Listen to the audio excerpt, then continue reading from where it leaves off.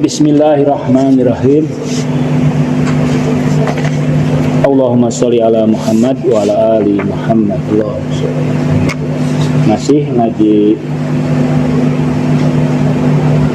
Rizki, ngaji filsafat Ibnu Sina ya, buku saya sekaligus untuk BKD.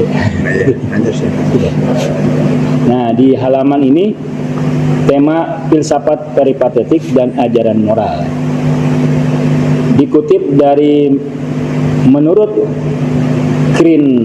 Segrin, seorang profesor di Universitas Arizona, dalam studi yang telah dipublikasikan di jurnal Health Communication, ia mengatakan mereka yang memiliki keterampilan sosial yang rendah berisiko tinggi terkena gangguan mental. Menarik ya. Jadi dia tidak memiliki keterampilan sosial ya, rendah, jarang gaul, jarang berkomunikasi, apatis, mungkin juga tidak suka atau sedikit benci misalnya. Nah, ini berisiko terkena gangguan mental. Kalau dalam Islam ada dalam Al-Quran misalnya ada istilah terminologi nafsu lawamah misalnya. Orang karena misalnya berbuat alfa ya, tidak disiplin, jiwanya mencela kan, mencela dirinya ya, mencelanya. Ketika dia mencela dirinya, dia tidak suka terhadap dirinya, dia benci terhadap dirinya. Jadi ada beberapa mahasiswa mungkin karena dia tidak disiplin dalam waktu yang lama ya, dia jadi benci terhadap dirinya, dia tidak suka terhadap dirinya, dia putus asa karena tidak ada keterampilan sosial itu. Nah, itu akhirnya kalau dia benci terhadap dirinya, dia juga kepada orang lain juga benci karena merasa minder. Saya tidak bisa apa-apa, saya tidak punya success story. Saya belajar misalnya tidak punya prestasi, dia tidak punya apa-apa karena mungkin mengulang-ulang ya kealpaan ya, kenakalan, pelanggaran itu. Jadi mendisiplinkan tuh pelanggaran itu dalam rangka mengembangkan dirinya ya, membuat dia menyukai dirinya.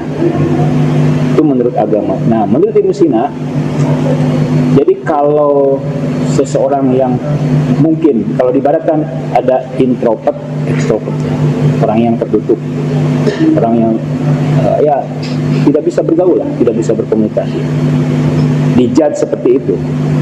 Namun dalam Islam menurut saya tidak seperti itu, orang bisa berubah. Nah, cara mengubahnya menurut strategi Ibnu Sina adalah kita membongkar paradigmanya. Jadi ada 3 cara untuk mematahkan mindset itu. Pertama, paradigmanya dihancurkan, premisnya dihancurkan, diruntuhkan, bukan dihancurkan ya. Kalau premisnya materialisme, kita runtuhkan dengan spiritualisme. Ya, kalau premisnya partikular, kita runtuhkan dengan universal. Satu itu paling kokoh, paling kuat.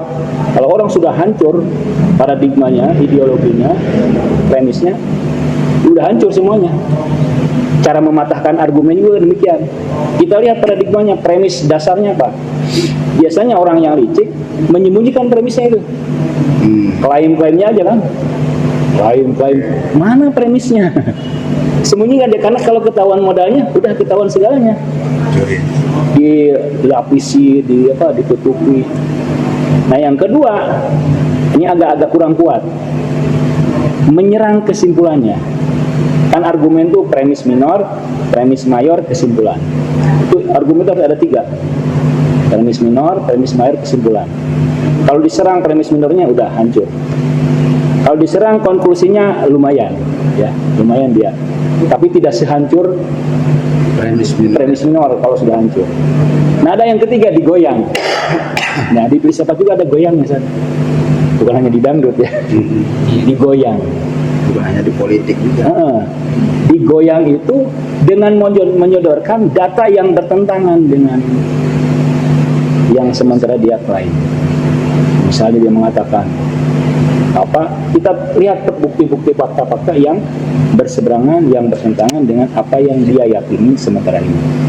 Nah itu ya petikan dari buku Filsafat Perspektif dan Ajaran Moral. Masih banyak ya, ini bagan-bagannya menarik sebetulnya.